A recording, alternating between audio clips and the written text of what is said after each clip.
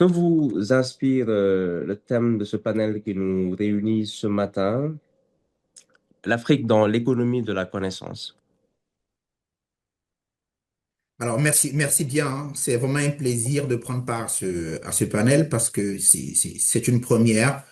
On n'a pas pour habitude d'échanger sur un thème aussi délicat, aussi intéressant, et c'est justement la raison pour laquelle, avec les collègues, les confrères ici présents, on pourra le voir. Moi, tout de suite, quand je regarde ce thème, ce qui m'inspire, ça commence déjà par des constats.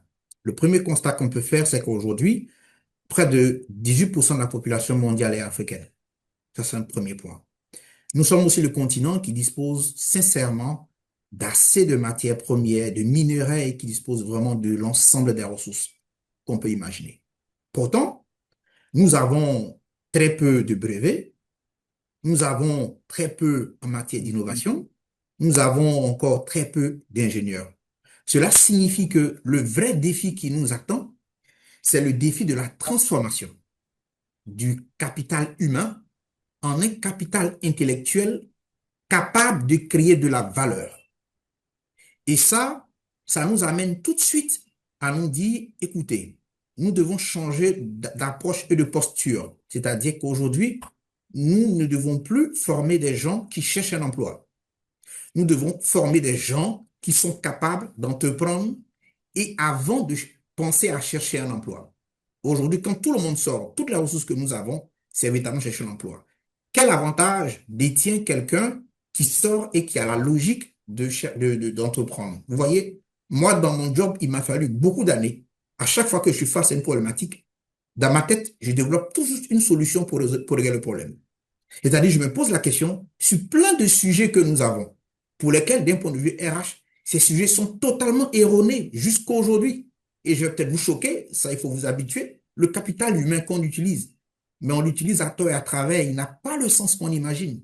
Le capital humain, il provient d'Adam Smith, 1976, qui a évoqué la théorie générale compensatoire des salaires pour dire qu'est-ce qui différencie un salaire d'un point à un autre. Parmi ces 7 critères, il y avait la pénibilité, dont la formation.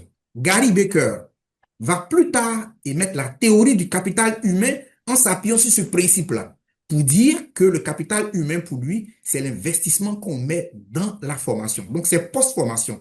J'investis dans la formation et j'espère qu'elle me retourne. Donc, le capital humain, c'est pas vraiment les ressources humaines, c'est fondamentalement la formation. Ce que je suis en train de vous expliquer par cet exemple, c'est de dire qu'aujourd'hui, il faut que nous travaillions véritablement sur la création de valeur, l'innovation, la recherche et qu'on ait plus de personnes qui s'engagent dans cette voie. C'est la seule façon pour nous de nous différencier. Sinon, depuis des années, ce sur quoi nous travaillons, les ressources, recherche d'emploi, ça ne crée pas de la valeur. Ça ne crée pas de la valeur du tout. Prenez des pays comme la Corée du Sud, prenez des pays comme Singapour, ils n'ont rien du tout. Mais seulement, c'est vraiment cette valeur-là qu'ils ont eu à créer qui les a mis devant. D'accord? Voilà un peu ce que j'aimerais dire dès le départ. Donc, pour moi, c'est un thème qui est très intéressant. Donc, aujourd'hui, en Afrique, il faut qu'on pense autrement nos talents.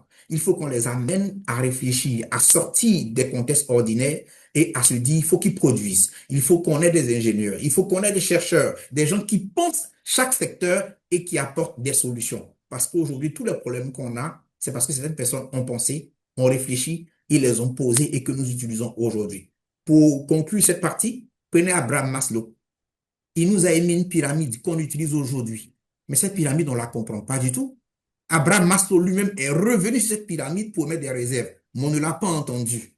Et ça, beaucoup ne le savent pas, parce que fondamentalement, le savoir, on ne travaille pas véritablement sur le savoir. Et pour moi, c'est un point clé. Donc, partager cette connaissance-là, pousser tout ce qu'on a à les gens à se former, à créer de la valeur est important. Donc, ça implique dans les chercheurs d'emploi, ça implique également ceux qui transmettent le savoir avec beaucoup de passion pour que ce savoir-là puisse nous permettre de nous en sortir. C'est pas là qu'on s'en sortira. Ce n'est pas en faisant de l'agriculture, je suis désolé, en faisant de l'agriculture. Il faut commencer à développer ce savoir-là et on va développer l'agriculture. Pas juste dans l'agriculture pour développer le savoir. C'est le savoir notre base. C'est sur ça qu'on va s'appuyer et c'est sur ça qu'on pourra réussir. Et c'est par ça que nos talents doivent nous accompagner. Et c'est par ça qu'on doit véritablement commencer. Voilà un peu ce que je peux dire pour ce sujet qui est si passionnant. Je parle beaucoup, désolé, mais donc Non, c'est très je bien. laisse la main à mes excellents confrères qui y sont. Voilà. Merci. Voilà Oui. ce que je dis, Jean-Paul Ndoué. Oui, merci infiniment, docteur, pour cette entrée en matière très percutante. Madame Popo Alida Nadinga, comment positionner le capital humain africain comme moteur de création de valeur globale? Merci beaucoup. Je ne sais pas si vous me recevez. Vous me recevez Oui, très bien? très très bien, oui. Ah, ok, d'accord. Vraiment, avant de commencer, je voudrais remercier toute l'équipe, hein. Je suis particulièrement heureuse de participer à cette réflexion parce que il faut dire que l'économie de la connaissance est un sujet qui me passionne profondément.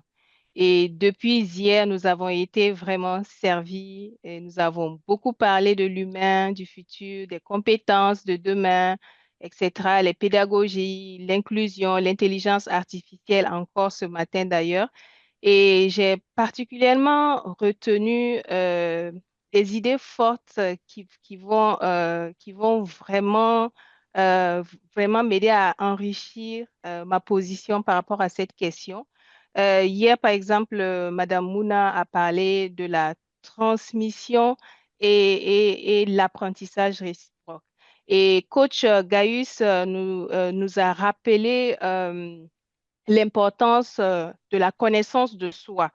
Et j'ai beaucoup apprécié également l'intervention du doyen Mansour Diop, qui a beaucoup insisté sur le dialogue et l'intelligence collective, la pensée critique. Et pour revenir sur Madame Fall, qui nous a rappelé en fait que l'une des compétences les plus importantes de ce siècle est surtout la capacité d'apprendre à apprendre. J'ai vraiment apprécié cela. Et justement, les panélistes qui sont et tous les intervenants du deuxième panel nous ont vraiment édifiés, nous ont encouragés justement à passer de la logique de l'enseignement à celle de la transformation. Et aussi, ils ont beaucoup souligné cette nécessité de rapprocher davantage la formation des réalités du terrain, de l'entreprise et de la création de valeur. Et j'ai suivi avec beaucoup d'attention le panel de ce matin où Dr. Kassé nous a rappelé que le défi, en fait, n'est plus seulement de transmettre les connaissances, mais de donner du sens à l'information. Et j'ai même retenu qu'il nous invitait aussi à réfléchir sur la question quel humain voulons-nous devenir dans un monde où l'intelligence devient accessible à tous. Et monsieur Monsieur Yokosi, dont j'ai aussi apprécié l'intervention qui va vraiment enrichir, encore une fois de plus, je me répète, toute la position et mon intervention. Il a insisté sur la nécessité de partir de nos réalités, de nos contextes et aussi de nos connaissances pour construire des solutions qui sont véritablement adaptées à l'Afrique. Et au fond, pour moi, toutes ces réflexions nous amènent à une même question. Comment faire en sorte que toutes ces données, connaissances, toutes ces compétences, tous ces apprentissages deviennent un moteur en fait de développement pour l'Afrique. Et lorsque nous parlons d'économie de la connaissance, nous pensons souvent aux universités, à la recherche, aux startups, aux nouvelles technologies. Et il faut dire honnêtement que tous ces éléments sont essentiels.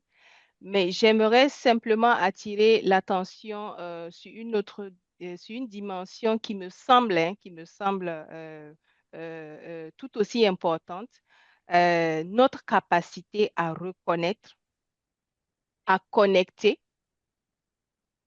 à valoriser les connaissances que nous produisons déjà. Car en effet, il faut le dire, hein, l'Afrique dispose déjà d'un immense patrimoine de connaissances. Nous avons, par exemple, les connaissances qui sont produites par nos universités et nos centres de recherche, bien évidemment. Nous avons les connaissances développées par nos entrepreneurs et nos entreprises qui font vraiment un beau travail. Nous avons les connaissances de nos diasporas. Monsieur Yokosi, j'ai bien aimé qu'il ait vraiment rappelé la contribution de la diaspora. Donc, nous avons les connaissances venant de nos diasporas africaines. Et nous avons également, et j'insiste également, les savoirs de nos communautés. Parce que si on veut créer des solutions qui sont adaptées à nos contextes, il faudra bien évidemment prendre en compte, intégrer et être conscient que nous avons des savoirs de nos communautés, les connaissances locales accumulées au fil des générations, au fil des générations. Et ce que certains appellent aujourd'hui les anglophones les Indigenous Knowledge Systems, les systèmes de connaissances locales. Et la question n'est donc pas seulement en fait de produire davantage de connaissances, mais pour moi la question est vraiment de savoir comment est-ce que nous pouvons connecter, valoriser et les transformer en solutions. Et parce que, en fait, une connaissance qui reste dans la tête d'une personne, dans un document, dans un rapport ou peut-être dans une institution, crée peu de valeur, peu de valeur. Et c'est lorsque cette connaissance, lorsqu'elle circule, qu'elle devient utile. Et c'est lorsqu'elle est partagée, à mon avis, que cette connaissance peut vraiment inspirer une innovation, qu'elle peut créer une entreprise, qu'elle peut améliorer une politique publique ou résoudre un problème concret. Et, et pour moi, les pays qui réussiront demain ne seront pas nécessairement ceux qui produiront le plus de connaissances. Et je pense que certains panélistes sont revenus là-dessus. Et pour moi, ce seront ceux-là, ces pays-là, qui sauront le mieux transformer ces connaissances en valeur pour leur société. Et cela suppose de créer, bien évidemment, davantage de passerelles entre les universités. Je sais que hier, certains intervenants sont revenus là-dessus. Des passerelles entre les universités, les entreprises, les entrepreneurs, les centres de recherche, les décideurs publics, les communautés, les diasporas. Et cela suppose aussi de reconnaître en fait que l'innovation à mon avis, ne naît pas uniquement dans les laboratoires. Elle naît souvent dans l'intersection de différents savoirs, et que ces savoirs soient scientifiques, professionnels, entrepreneuriaux ou communautaires. Et alors, l'économie de la connaissance n'est donc pas seulement en fait une économie du savoir, mais c'est une économie de la connexion entre les savoirs, la connexion entre les connaissances. Et c'est probablement là que se trouve l'un des plus grands, à mon avis, l'un des plus grands leviers de compétitivité pour l'Afrique au cours des prochaines décennies.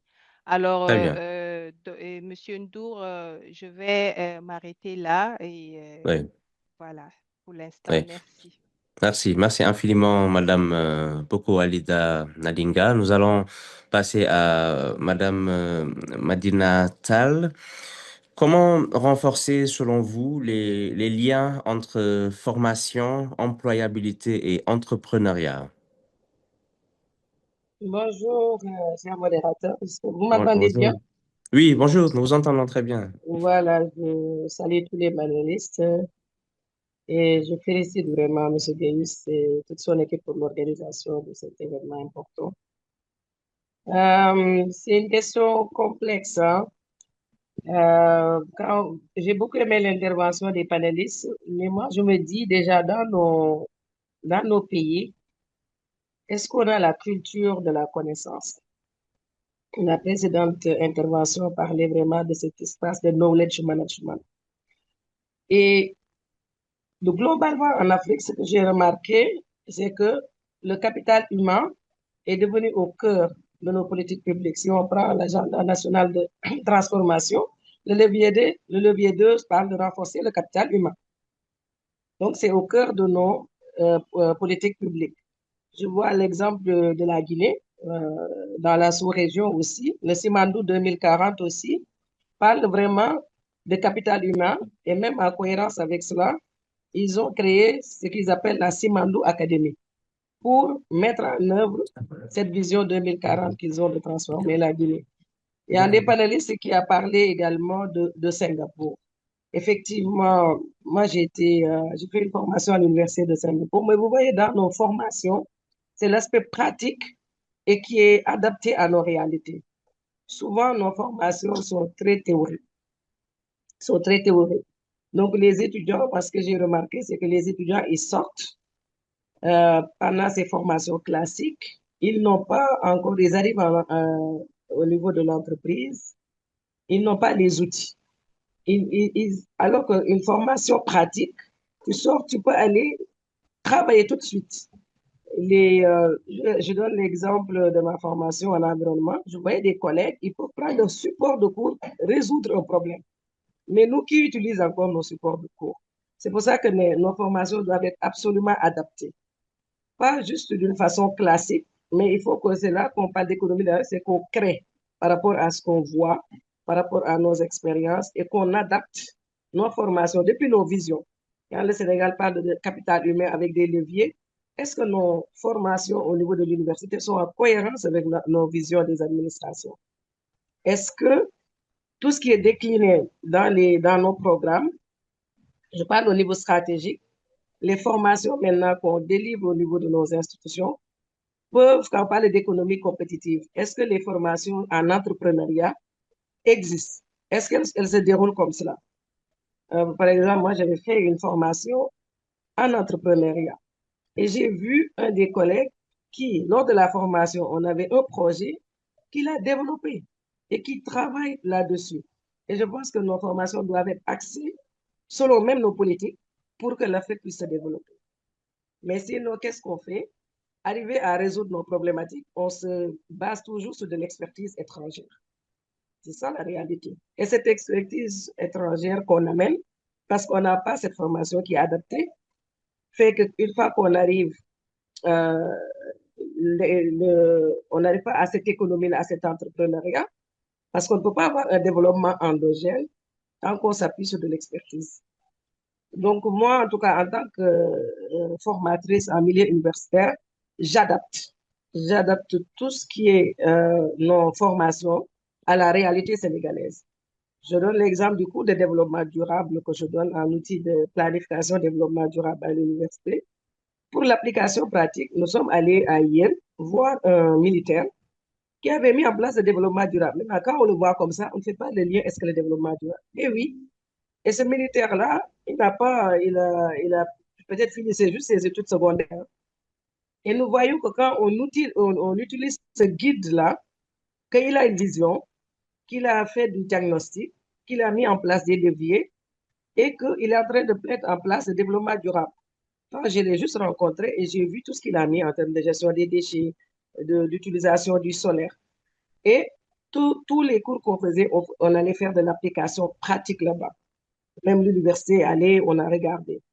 Et j'étais contente qu'un jour, un étudiant m'a dit, j'ai trouvé du travail, j'ai utilisé le guide pour aller faire cette entrevue-là. En tout cas, c'est pour ça qu'il faut regarder comment adapter nos cours-là et comment aussi oser innover dans nos formations. Il faut qu'on puisse innover, qu'on puisse ne pas rester sur une formation classique et laisser aussi les jeunes plus se prononcer. Parce que nous, on arrive dans nos formations classiques, on vient, on définit nos plans. Moi, je fais l'effet inverse. Je préfère que les étudiants, ils définissent par exemple le développement durable. Je leur dis définissez le développement durable. Quand ils définissent, on va regarder la définition globale. Je dis, vous voyez que vous êtes capable de faire une meilleure définition que le ministre a défini ça. Donc, je pense en fait que c'est de l'innovation qu'on va arriver à ça. C'est dans la pratique et que cette information soit adaptée aussi bien à nos réalités culturelles, à nos réalités sociologiques et à nos réalités environnementales. Et tant que c'est cela, on aura toujours la peur d'aller de l'avant. Et je me dis qu'il faut aussi vraiment impliquer nos auditeurs, impliquer les participants dans ce processus-là. Bon, l'entrepreneuriat, c'est un peu plus complexe Parce que moi, je ne vois pas vraiment, pour l'instant, à ma connaissance, beaucoup dans l'accompagnement, dans ce qu'on fait dans l'entrepreneuriat. On fait des formations et on laisse les jeunes y aller. Donc, ce qui fait qu'en réalité, on pourrait suivre aussi de dire, ah, on a formé, ils ont fait de l'entrepreneuriat, ils ont réussi et ça permet aux autres de pouvoir rentrer dans ce circuit-là. Voilà un peu la première intervention que je voulais dire. Donc, vraiment, c'est pouvoir adapter déjà nos formations à notre vision globale au niveau stratégique et que ça se décline. Donc, il faut une meilleure connexion aussi entre nos gouvernements et ceux qui forment. Donc, comment aussi arriver à cela, à une connectivité à faire ces liens-là. Voilà. Voilà, Merci, voilà ma première contribution. Merci beaucoup. Et en parlant merci, de elle est connaissances, toute mon nom, belle. c'est Madina Hadita. Hein? Hadi, hein? Madina Hadita. Merci. D'accord. Merci, merci infiniment pour cette précision, Madame Madina Khadital. Donc, merci pour cette belle réflexion d'emblée. Nous allons enchaîner avec Monsieur Moustapha Singaï, s'il est avec nous. Monsieur Ndiaye, vous nous entendez? Oui, bonjour, je vous entends. Oui, bonjour, vous allez bien? Très bien, merci et vous. Super, ça va très bien. Ok. Quels écosystèmes, selon vous, vont permettre à l'Afrique de devenir un acteur majeur de l'économie de la connaissance? Alors, merci beaucoup pour la question. Donc, c'est Moustapha Sidiaye, fondateur de Maraz. Aujourd'hui, je pense que l'Afrique a besoin d'écosystèmes intégrés qui réunissent des centres de formation, des entreprises, des incubateurs, des hubs technologiques, mais également des investisseurs. Pourquoi? Parce que tant qu'on n'arrive pas à créer des chaînes de valeur qui puissent prendre en compte tous les besoins du marché et que les différentes parties prenantes soient autonomes vis-à-vis de leurs besoins et de tout ce dont euh, cela nécessite en termes de création de richesse et de valeur, il sera difficile pour nous d'être compétitifs. Et aujourd'hui, le souci qu'on a au niveau de ces écosystèmes, c'est qu'il n'y a pas d'habitude de normes dans nos pays. Il n'y a pas de normes. Les référentiels métiers ne sont pas du marché ni en fonction du contexte réel. Il y a beaucoup de copies-collées. Il y a beaucoup de copies-collées venant des référentiels métiers d'autres pays qui sont beaucoup plus en avance, alors que nous avons nos réalités, nous avons des savoir-faire empiriques qui sont là et qui font notre différence par rapport à d'autres pays. Et c'est pourquoi je dis aujourd'hui, si on veut s'en sortir vraiment dans des écosystèmes globaux et intégrés, il faut qu'on sorte de la logique de création de main-d'œuvre. Juste, voilà, il faut qu'on aille plutôt vers une logique de création de marques, de création de savoir et de création de produits qui peuvent être compétitifs sur le plan mondial et qui respectent les normes internationales. Voilà. Merci. Merci infiniment, Monsieur Ndiaye. C'est très, très intéressant ce que vous développez avec les écosystèmes. Nous allons revenir à Dr. Socrates. Vous avez la possibilité également de répondre aux autres questions qui ne vous ont pas posées, si vous le voulez, en un seul bloc. Donc, docteur, si on vous dit fuite des cerveaux versus circulation des talents, qu'est-ce que vous avez envie de nous dire? Vous avez aussi la possibilité de répondre aux autres questions, si vous voulez. Vous pouvez faire un bloc. Ouais. Merci.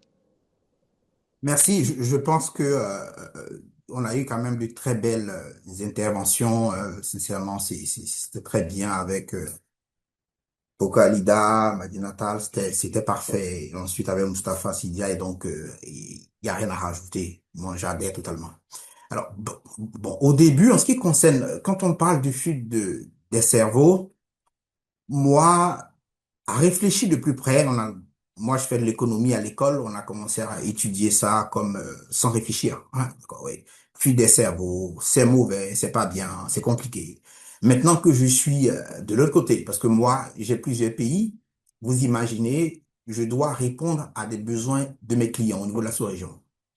Et il se trouve que je suis conscient qu'il n'existe pas une compétence en Côte d'Ivoire. Mais la compétence, elle existe au Cameroun, où la compétence n'est pas chez moi à Abidjan, mais elle existe au Cameroun, où je dois envoyer quelqu'un au Cameroun ou dans un autre pays. Mais c'est hyper compliqué. C'est hyper compliqué parce que tout ce que j'ai comme disposition juridique, légale, m'empêche d'envoyer un talent. La règle de base, c'est quoi?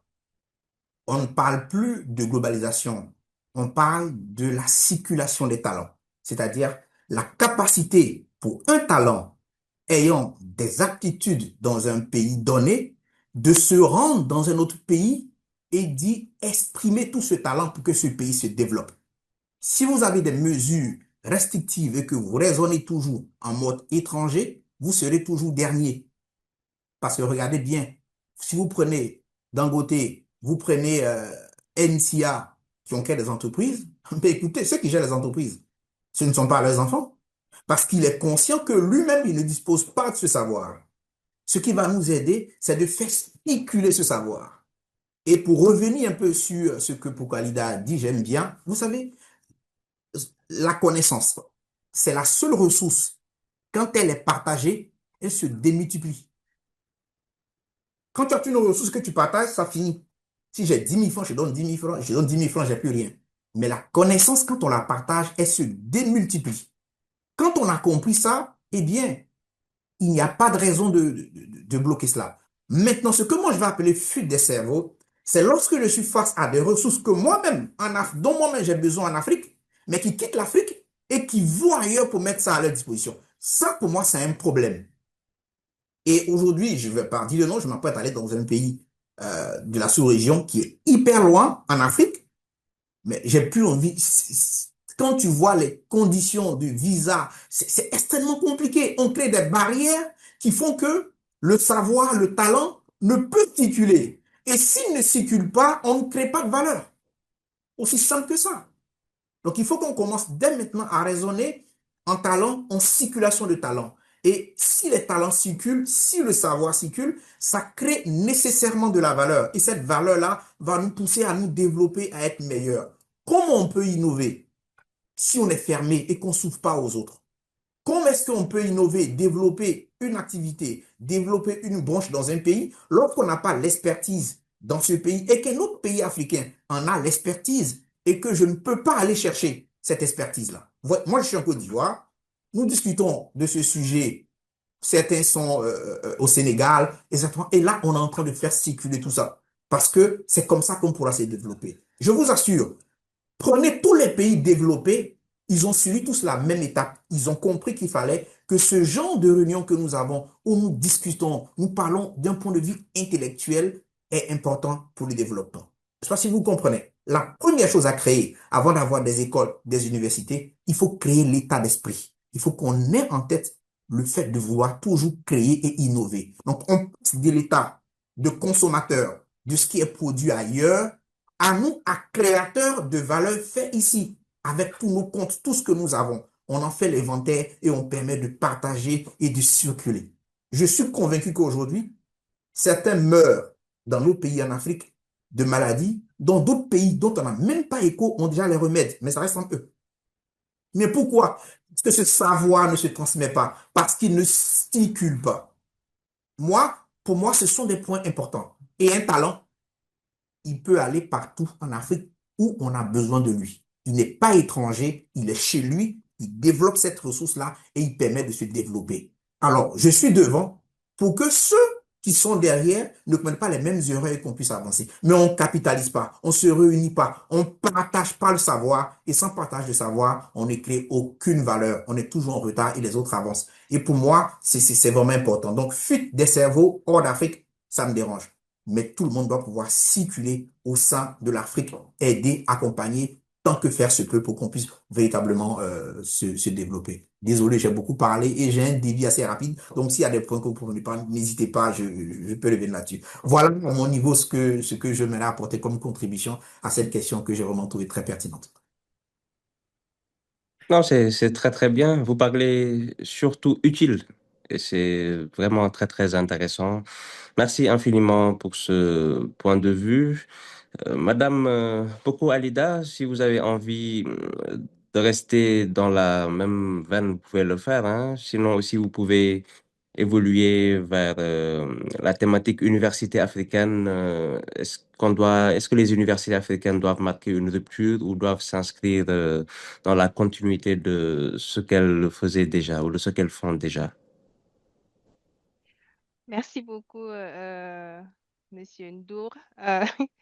En fait, j'écoutais avec beaucoup de passion l'intervention des panélistes et concernant par rapport à la fuite de cerveau, hein, et je suis parfaitement d'accord avec Dr. Socrate.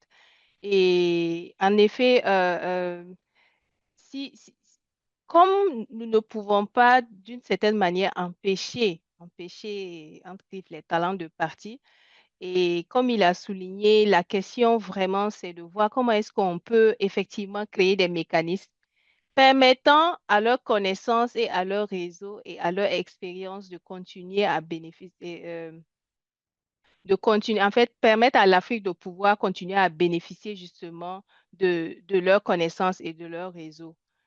Donc, et si on est dans cette économie de connaissances, la question en fait de réseau devient aussi important que les frontières. Et je sais que dans le cadre de mon activité, nous avons valorisé justement, nous avons développé une plateforme dans le cadre de l'agriculture sur le plan continentale et notre organisation, on occupe le volet ouest et centrafricain. Et c'était quand même, les gens étaient un peu dubitatifs, mais l'objectif derrière, c'était de mettre en avant l'expertise régionale, mettre en avant les acteurs qui interviennent dans le secteur de l'agriculture. Pas uniquement les techniciens, mais bien évidemment les techniciens, mais également les personnes qui interviennent dans le monde agricole au niveau des domaines, comment est-ce qu'on dit, cross-cutting, les domaines comme la communication, suivi, évaluation, etc. Donc, euh, en fait, ce ne sont pas des domaines purement liés au secteur agricole, mais comme ce sont des domaines transversaux, merci, voilà, transversaux, avec des acteurs qui interviennent dans ces domaines, mais appliqués au secteur agricole. Donc, ce réseau d'experts qui a été mise en place et valorisée sur le plan continent. Sur le plan continental, c'est porté par une de nos organisations qui coiffe un peu l'Afrique ouest, centre, est et sud, et pour le CORAF voilà, qui occupe la partie ouest et centre africain. Et vous pouvez y voir sur la plateforme répertoire des experts, en fait, des personnes qui interviennent dans un domaine. Et le témoignage était vraiment fascinant parce que il y a des experts qui ont témoigné que après avoir partagé leur profil sur la plateforme, ils ont été contactés par des organisations non seulement de leur pays, mais des organisations régionales et internationales. Alors, je suis vraiment d'avis que, il faut qu'on apprenne à valoriser justement l'expertise régionale. Nous sommes beaucoup moins bavards par rapport à ça, mais c'est très important. Et pour revenir à votre question, je suis d'accord avec le précédent intervenant, Monsieur Ndiaye, qui parlait vraiment de l'écosystème. Et pour les questions vraiment universitaires, je pense que l'écosystème est, est très important. Il faut vraiment, ça veut dire fonctionner en termes de chaîne de valeur, nous aide vraiment à prendre en compte toutes les spécificités et tous les besoins tout au long de la chaîne et à pouvoir être efficace et répondre. Donc, pour les questions sur la formation, l'employabilité, moi, je pense que, bien évidemment, pendant longtemps, la formation généralement a été associée au centre et puis aux universités. Mais s'il y a ce pont-là, s'il y a ces interconnexions et la prise en compte justement de l'expérience, du savoir produit sur le terrain, Madame, euh, Madame Fall, oui, Madame Tal, pardon, parlait des incubateurs et tout. Donc, ce sont des aspects à prendre en compte dans cet écosystème-là. Si les universités veulent vraiment intégrer les besoins du marché, parce qu'il faut qu'on commence à penser cela. Comment est-ce que on intègre les besoins du marché et bien évidemment tous les politiques qui sont mis en œuvre, qu'est-ce qui est recherché par l'État et le gouvernement et comment est-ce que, en tant qu'université et centre, on peut justement collaborer avec tous ces systèmes qui sont en place pour pouvoir mettre en place des curricula qui répondent vraiment au marché, ne pas et aussi bien et intégrer l'aspect pratique. Vous voyez, et vraiment intégrer l'aspect pratique, les immersions. Nous avons dans un de nos projets des retours avec des étudiants qui ont tellement apprécié. Ils ont été associés à un programme d'immersion.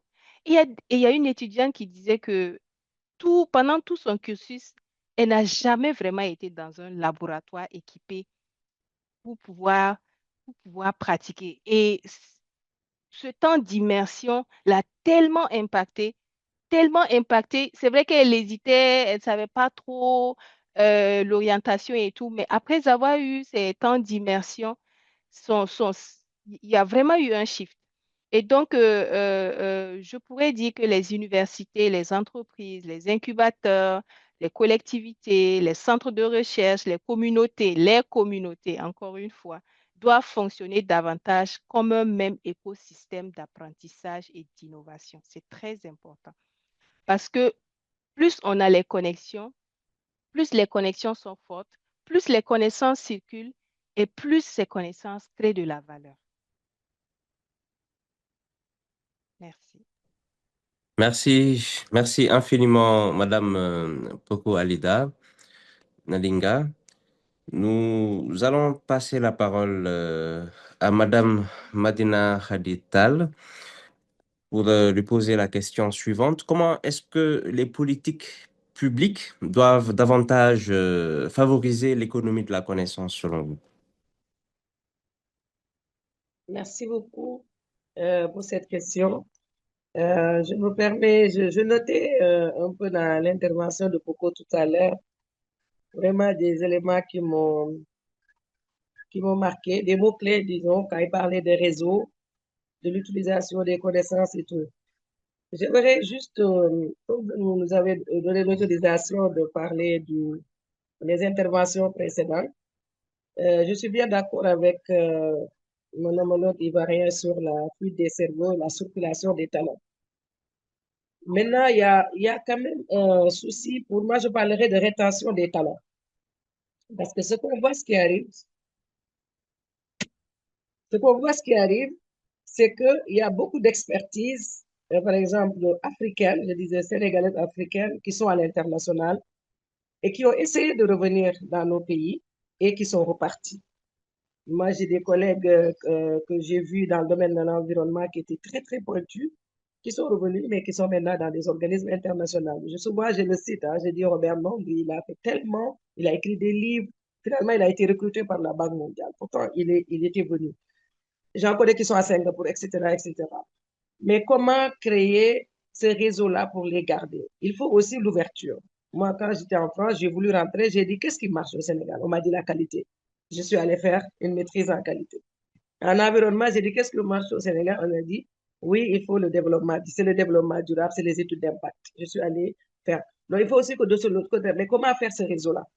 Donc, par rapport à ce réseau-là, moi, je me dis que nos gouvernements ont un rôle. Les ambassades, pour moi, ils sont juste administratifs. On n'a pas cette information quand on est à l'étranger, comment revenir. Au moins, dans les ambassades, on doit y aller et nous dire, ah ben tiens, vous savez, on peut vous connecter à. Comment on connaît le besoin de ces pays-là? Moi, j'ai dû appeler des amis. Donc, je me dis qu'il y a un rôle de circulation de cette information-là pour retenir déjà les gens qui viennent. Ils arrivent, ils savent pas où aller pour trouver l'information. On ne sait pas, on leur dit juste, ah, vous êtes cher, ah, non. Non, il y en a qui sont prêts à rentrer. Moi, mon expérience personnelle, c'est parce que j'ai voulu rentrer. Je me dis que je dois contribuer pour l'Afrique. C'est pour ça que j'ai orienté mes formations pour rentrer au Sénégal. Et je me rappelle un collègue québécois un jour qui m'a écrit, qui m'a dit, comment ça tu es encore au Canada? Tu m'as toujours dit que tu voulais rentrer. Et j'étais mal à l'aise. Je me suis dit oui. Mais nos politiques pour moi, n'ont pas encore réussi ce succès-là. Je donne le modèle de la Guinée où ils ont répertorié des expertises à l'international. Et maintenant, quand il y a une problématique, ils peuvent prendre des congés, venir. Comment arriver à ce système-là? Oui, moi, j'ai trouvé ce système-là extraordinaire. Donc, ils ont un sens de redevabilité. Donc, pour moi, les politiques, c'est ça. Et aussi, les politiques, c'est de connaître ce genre de panel et tout, comment lier toute cette réflexion qu'on fait aux réalités. Et comment nous, on peut arriver à les appuyer dans l'identification des talents, dans leur formation, dans leur rétention. Comment arriver à faire cette connexion? Maintenant, il y a les réseaux aussi, hein. Il y a le réseau des think tanks ici au Sénégal, moi j'en fais partie. Et finalement, le président du réseau, il a été conseiller après du PR, jusqu'à maintenant, il est le ministre de l'Agriculture, on peut le citer. Donc, il y a quand même des réseaux, il faut ces réseaux-là de think tanks, de recherche qui discutent, donc il y a cette gestion de la connaissance. Tout à l'heure, ma collègue aussi a parlé des collectivités. Moi, je suis adjointe au maire, mais quand tu arrives dans une collectivité, on te donne la commission environnement, tu ne trouves rien. C'est pour ça que je dis qu'il y a comment nos politiques doivent imposer cette culture de la connaissance. Tu ne trouves rien. Où sont les anciens rapports? Tu trouves comment? Et comment aussi quantifier tout cet effort de reconstruction? On a parlé d'éducation. Moi, en tant que directrice de l'unité de coordination des projets d'éducation, l'unité ne fonctionnait plus depuis des années. Je suis arrivée aussi, je ne trouvais rien. Il n'y a pas de manuel de procédure et rien. Donc, on recommence tout le temps dans nos institutions. En plus, on est dans des institutions qui sont des fois fragiles. On change de nom de structure, Donc, comment arriver Et c'est pour ça que c'est important d'avoir la gestion des connaissances. Mais comment la faire pratiquement, la gestion des connaissances? Comment une autorité doit dire, moi, personne ne doit utiliser, par exemple, l'adresse Gmail et tout, tu es dans une institution. Comment s'assurer qu'il y a des serveurs? C'est là que l'IA intervient, ou tout cet aspect technologie, parce que tout ça est interconnecté.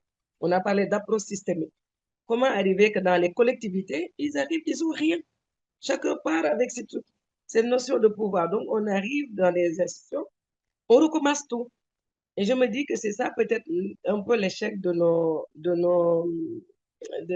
c'est pour ça qu'on n'arrive peut-être pas à se développer. Parce qu'il l'a dit, mon homologue ivoirien, il y a la complémentarité. Moi, je fais de plusieurs pays d'Afrique. Mais je parle surtout de cette circulation des connaissances. C'est intéressant parce qu'on s'enrichit, on se comprend, on discute, parce qu'on a finalement les mêmes réalités.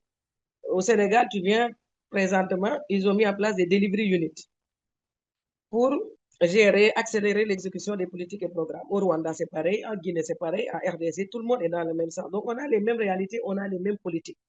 Mais en tout cas, moi, cette question-là que je me pose, comment développer cette culture de la connaissance et comment l'imposer? Parce qu'il y a des moments donnés, c'est des règles. Dès que tu fais un document, tu dois le mettre dans un serveur. Tu dois aller chercher le document dans un serveur. Quand quelqu'un arrive, il doit trouver de la connaissance là-bas et l'utiliser. Un dernier mot, c'est que ma collègue a parlé d'évaluation. Et effectivement, les évaluations, on a fait beaucoup, mais l'utilisation des résultats des évaluations pour améliorer l'action publique. Donc, en résumé, moi, je me dis il faut développer cette culture de la connaissance-là. Il faut l'imposer, le dire d'une façon pratique comment la faire et faire le lien donc, à cette connaissance-là et l'action publique pour y arriver. Et il y a les réseaux des think tanks. Maintenant, il faut peut-être créer d'autres réseaux, les circuler et ne pas faire juste des one-shots, créer ce cadre-là, qu'on se rencontre, qu'on discute, qu'on regarde. Donc, nous, on est en train de créer ces réseaux-là vraiment, de gestion des connaissances, tout ce qui est lié à l'évaluation, et de connecter dans d'autres pays. On a parlé du Cameroun, donc il y a un Cameroun, RDC, Congo, Sénégal qui est là-dedans, parce qu'on a toutes les mêmes réalités et puis on a tous un peu les mêmes types de solutions. Voilà, donc Merci. c'est ça que je voulais. Ça va être trop long pour peut-être laisser la chance aux participants de poser des questions. Merci. Merci infiniment, Madame Madina Hadi Tal. Monsieur Moustapha Sinyaï, comment davantage créer des ponts entre les écosystèmes d'innovation et d'apprentissage, les hubs, les startups et les diasporas?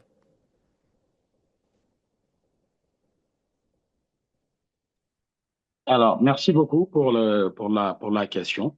Je pense qu'il faudrait déjà pouvoir faire un état des lieux, des manquements et également des avantages de chaque secteur et de chaque écosystème à part, et avoir une vision globale sur comment est-ce qu'on peut les intégrer et pouvoir atteindre des objectifs de développement qui sont clairs et qui peuvent aujourd'hui participer d'une manière ou d'une autre à l'émergence de nos pays. Et ce que j'ai l'habitude de dire, c'est que aujourd'hui, il est impensable ou bien il ne serait pas très avantageux pour nous de copier ce qui se fait à l'étranger ou comment ils se sont développés. Si je prends l'exemple de la M Academy, qui est l'unité de formation de Maraz, nous avons été inspirés par notre parcours. Nous avons vu qu'aujourd'hui, les artisans ici ont des connaissances empiriques qu'ils ont acquis de génération en génération, ce qui fait qu'ils ont du savoir, ils ont du savoir-faire, mais ils n'ont pas forcément de l'expertise. D'accord? Ce n'est pas ce qu'ils arrivent à faire, ce n'est pas aussi précis qu'il faudrait. Ils n'arrivent pas à utiliser les machines, ils n'arrivent pas à utiliser la technologie, ils n'arrivent pas à utiliser l'intelligence artificielle parce que peut-être leur niveau académique n'est pas arrivé, voilà, ne leur permet pas d'utiliser ces outils-là. Pour nous, ce qui devrait pouvoir être fait, si je prends l'exemple des universitaires, c'est de prendre les étudiants qui sont dans les secteurs, dans les domaines de l'IA, de l'entrepreneuriat, de la création d'entreprises, du marketing, et de les mettre au profit du secteur primaire pour qu'ils puissent mettre les connaissances théoriques qu'ils ont acquises au profit de ces secteurs-là. Et ensemble, ils pourront développer ces entreprises. Et aujourd'hui, ce qui fait que dans d'autres pays, le secteur primaire arrive à se développer et à croître vers un secteur secondaire, c'est qu'il y a une somme d'expertise qui est agrégée et qui, sur la base d'une bonne logique de croissance, arrive à créer de la valeur. Et c'est ce qui nous manque aujourd'hui. Il n'y a pas ce dialogue entre les différentes expertises, entre les différents secteurs et entre les différents maillons des chaînes de valeur qui, d'autant plus, sont déstructurées. Et je pense que c'est aujourd'hui ce qui pose également problème. Voilà, on ne sait pas vers où aller pour pouvoir piocher ce dont on a besoin et pouvoir allier aujourd'hui innovation, technologie et artisanat. Voilà.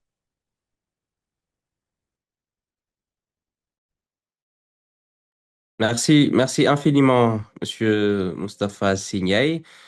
Je m'en vais donc donner rapidement 2 minutes à chacun parmi vous pour revenir soit sur un point qui vous tient à cœur, que vous voulez développer par rapport à la thématique l'Afrique dans l'économie de la connaissance, ou pour prolonger tout simplement une partie de votre réflexion. Donc, docteur Socrates, c'est à vous.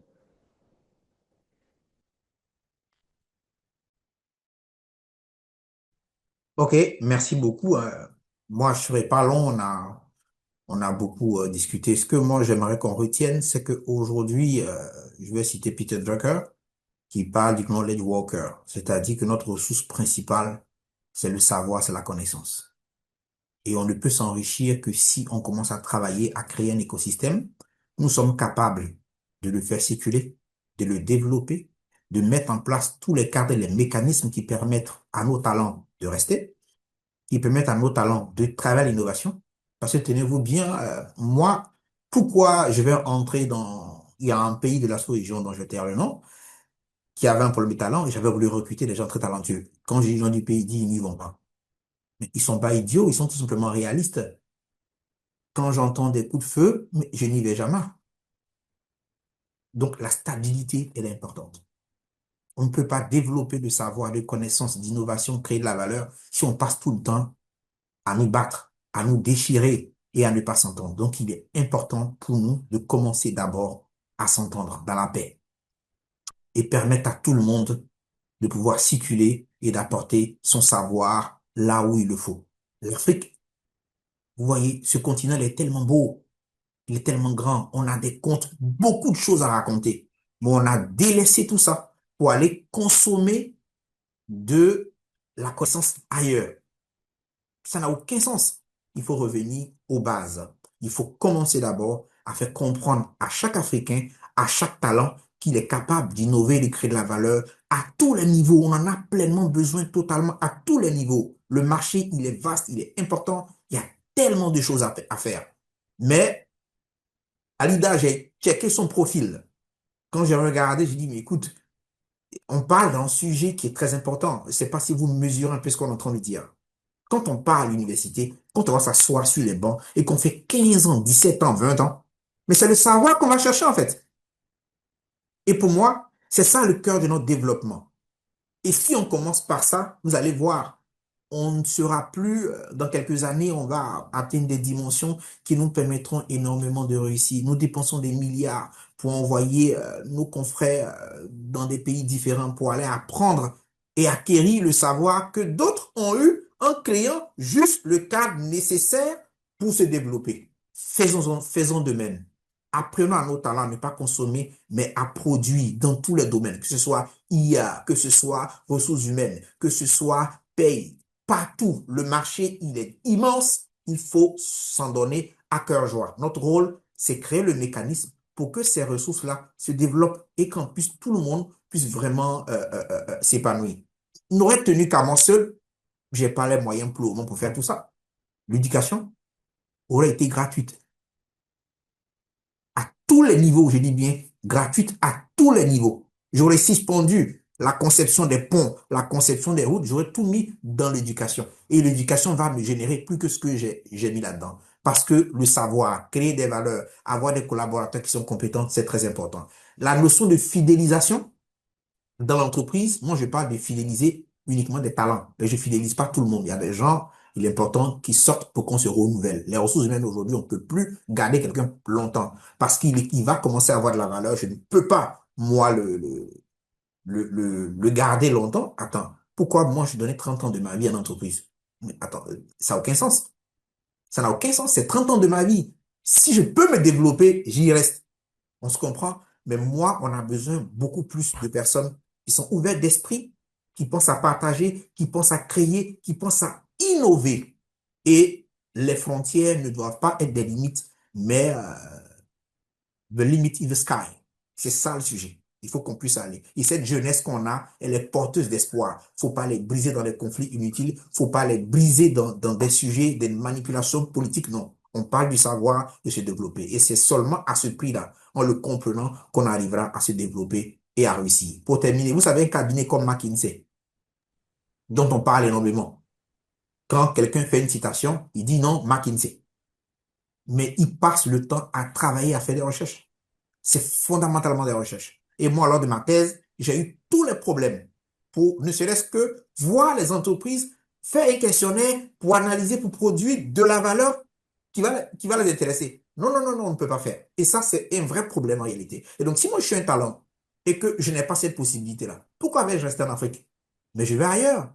Je vais là où on peut m'accueillir, là où on me dit que je suis roi. Et malheureusement, nos talents ne sont pas rois chez nous sur le continent. Ils sont rois ailleurs. Et bizarrement, quand on doit faire venir un Européen, il coûte moins cher que quand on doit prendre un Africain pour venir ici. Ça n'a aucun sens, c'est aberrant. Donc pour moi, c'est là la clé. La connaissance, l'éducation. Il faut qu'on transforme nos entreprises en universités pour que les entreprises comprennent que la formation, le training, l'innovation est un avantage concurrentiel. Et de ce fait-là, quelqu'un qui fait 10 ans en entreprise et plus tard qui sort pour créer de l'emploi, de la valeur, eh bien, c'est à ça qu'on doit arriver. Je suis pas là pour aller à la retraite chez vous. Non, je suis là pour apprendre et aller créer mon entreprise, créer de la valeur ou créer autre chose pour que d'autres personnes s'ingèrent. Si on fait ça, on n'aura plus de problème d'emploi. Parce que, pour terminer, un État prospère lorsqu'il crée de la valeur. Une entreprise recrute lorsqu'elle crée de la valeur. Et un individu, il est épanoui, il n'a pas de problème financier lorsqu'il a créé de la valeur et qu'il est capable de monnayer ça sur le marché parce que quelqu'un d'autre en a besoin et que l'économie se développe. Donc, tout est à ce niveau-là. Tout est à ce niveau. Donc, il faut cesser la poésie et il faut commencer à aller sur des sujets pertinents dont nous avons besoin pour réussir. Voilà un peu ce que je peux dire. Merci, merci infiniment, docteur Socrates. Madame Podo Alida Nadinga, 2 minutes, s'il vous plaît. Merci beaucoup, Monsieur Ndour. Moi, je suis très, très, très, très contente d'être là.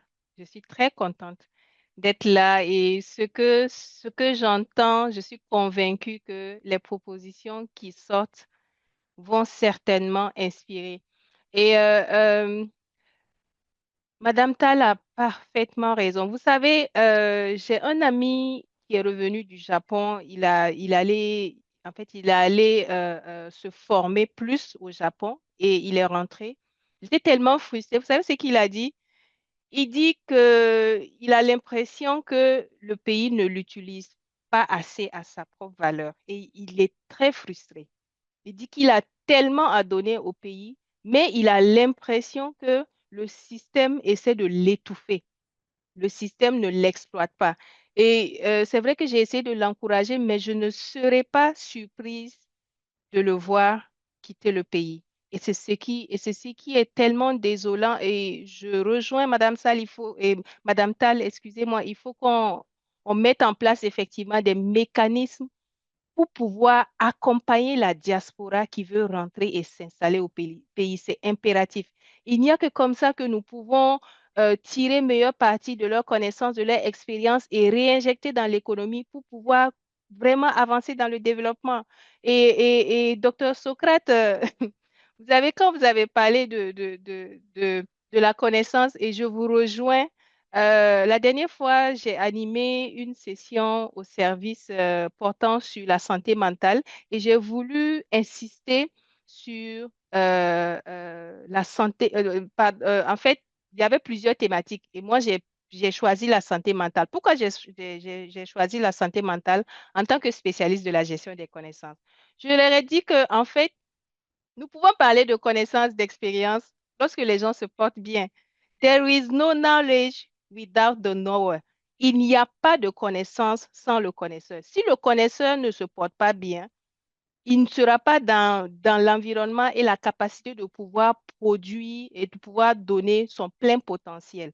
C'est pourquoi je me suis intéressée à la santé mentale du, du personnel, de la personne qui porte la connaissance. Parce que de nos jours, notre plus grand actif, c'est la connaissance. Et du coup, si je dois vraiment retenir une idée aujourd'hui, ce serait celle-ci. L'Afrique, nous sommes d'accord que l'Afrique ne manque ni de talent, ni d'idées, ni de connaissances. Selon moi, le défi, en fait, n'est plus seulement de former davantage, bien de créer des conditions permanentes, il est plutôt impératif, autant pour moi, de créer des conditions permanentes pour que ces connaissances-là puissent circuler, pour que ces connaissances puissent justement se connecter et se transformer en innovation, en entreprise, en emploi, en solution pour nos sociétés. Parce que selon moi, dans l'économie de la connaissance, la richesse ne se mesure pas en fait uniquement à ce que nous savons, mais elle se mesure surtout à notre capacité à transformer ce savoir en une Merci, valeur pour le continent. Donc, merci. au fond, la question, c'est que faisons... En fait, la question n'est peut-être pas que savons-nous, pour juste conclure, Monsieur Ndour, mais Oui. plutôt que faisons-nous ensemble de ce que nous savons? Qu'est-ce qu'on fait ensemble de ce que nous savons? Mhm. Merci. Merci. Merci, merci infiniment, Madame Podo Alida Nadinga. Madame Madina Hadital, vous avez 2 minutes pour conclure, s'il vous plaît. Merci beaucoup. Je t'inquiète pour le Hadi parce que c'est le prénom de mon père. Donc, dans notre famille, il y a beaucoup de Madina. Donc, Ouais. si tu ne mets pas le nom de mon père, si tu viens C'est un jour, très... tu demandes Madina Tal, on se rappelle qui c'est. Moi-même, j'y tiens Donc, particulièrement. Oui, oui, ça fait partie de ma gestion des connaissances personnelles. Merci Parfait. beaucoup à tous les panélistes. Je préfère réagir par rapport à ce qu'ils ont dit. Oui, je trouve que la santé mentale aussi, c'est un très bon élément parce que dans nos pays, c'est quelque chose qui est tabou et qui est, comme on dit, combien de pourcents de la population mondiale en fait. Donc, et comment aussi gérer cette connaissance-là, pour moi, ce serait vraiment important de le garder en recommandation. Et également, comment faire l'identification et la rétention de ces talents-là. J'en ai juste rencontré une personne hier et je lui avais envoyé le lien sur le webinaire.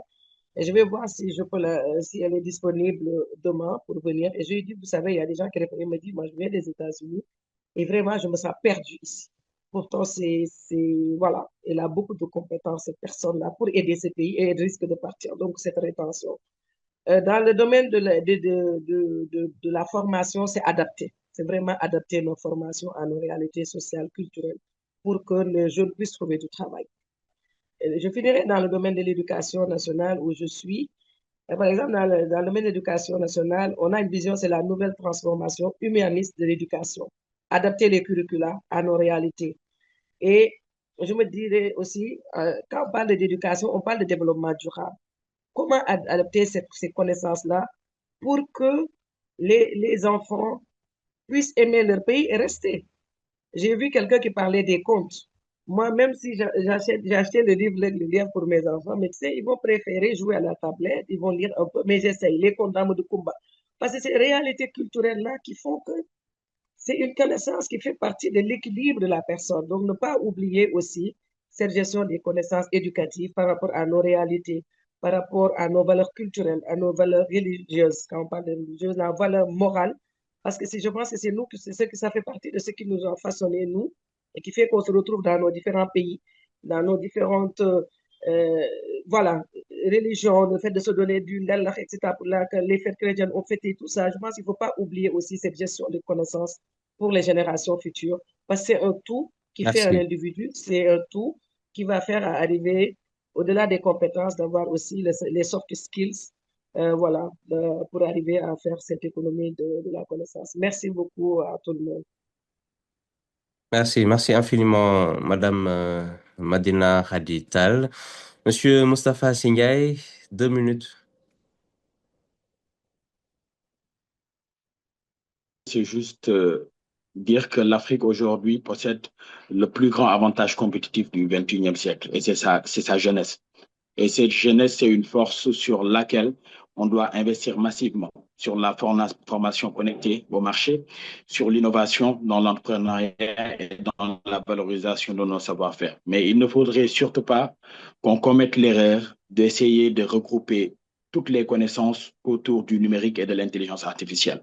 Aujourd'hui, une bonne partie de cette jeunesse doit pouvoir travailler dans les métiers de l'artisanat, de l'économie créative. Et pour pouvoir travailler dans ces métiers-là, il faut assurer la transmission du savoir. Aujourd'hui, c'est ce qui manque aux Européens, c'est ce qui manque à beaucoup de pays du Nord, et nous devons préserver coûte que coûte cette transmission de notre savoir-faire et l'allier à l'innovation. Et tout ça pour dire que nous ne manquons pas de talent.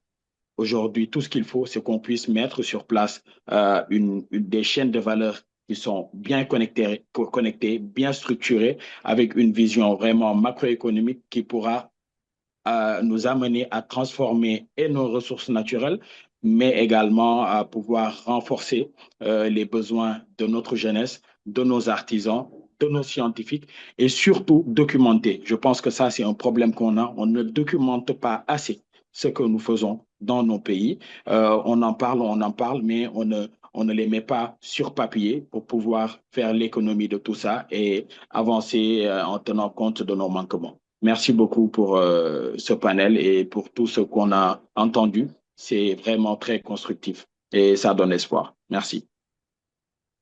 Merci, merci à vous, Monsieur Mustafa Singay. Juste pour résumer très très rapidement, hein, moi je retiens surtout la belle dernière phrase de Madame Podo. No knowledge without the knower, pas de connaissance sans sont la personne qui doit avoir la connaissance, le connaisseur. Près de 18% de la population mondiale est africaine. Il faut changer forcément d'approche et de posture.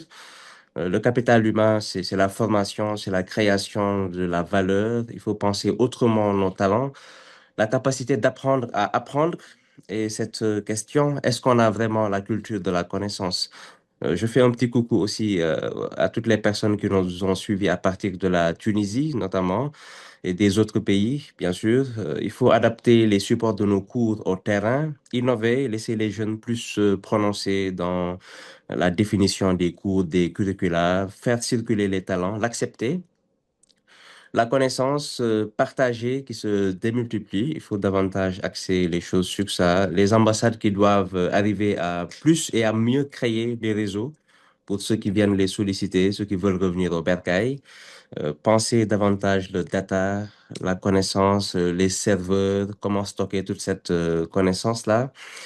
Le New Deal technologique du Sénégal qui doit davantage être mis en lumière et plus porté. Et notre ressource principale, c'est la connaissance dans la stabilité, la paix et la concorde. Donc vraiment, merci infiniment à Monsieur Moustapha Signaï, entrepreneur sénégalais, fondateur de Maraz et de M Academy.